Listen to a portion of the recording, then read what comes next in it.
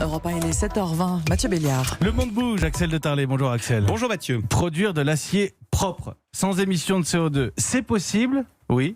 Mais c'est beaucoup plus cher, prévient le géant européen de l'acier ArcelorMittal. Oui, alors on l'a vu avec la poussée des écologistes aux élections dimanche, on aspire à vivre dans un monde décarboné. Mais effectivement, attention, pour y arriver, ça n'est pas forcément un chemin de rose.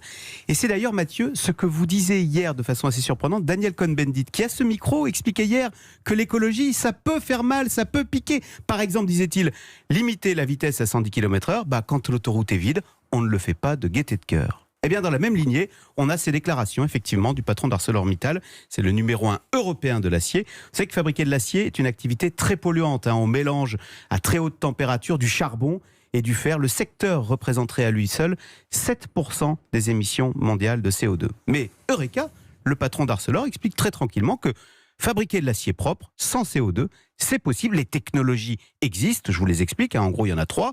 1, on remplace le charbon par d'autres matières premières, ou bien on pratique le recyclage, ce qui nécessite des fours électriques à très haute température, ou encore on récupère le CO2 qui s'échappe des hauts fourneaux. Alors le patron d'Arcelor joue 4 sur table, vous voyez, ces technologies existent, mais elles ont un coût entre 15 et 40 milliards d'euros. Alors maintenant, qu'est-ce qu'on fait ? On y va ? Non, Axel, il est temps de changer de modèle, a redit Emmanuel Macron devant la Convention citoyenne pour le climat. D'accord, on y va. Alors attention, ça veut dire qu'il faut changer les règles du jeu. Ça veut dire d'abord qu'il faut interdire ou lourdement taxer tout l'acier en provenance de Chine, vous savez, qui ne respecte pas les mêmes règles, sinon Arcelor fera faillite. Et puis deuxième question, ce surcoût de 15 à 40 milliards d'euros, qui va le payer ? Le consommateur, l'État, avec des subventions, c'est-à-dire avec nos impôts. Vous voyez, de façon très concrète, il y a des questions qui se posent immédiatement avec cette transition écologique, et ce, dans tous les secteurs.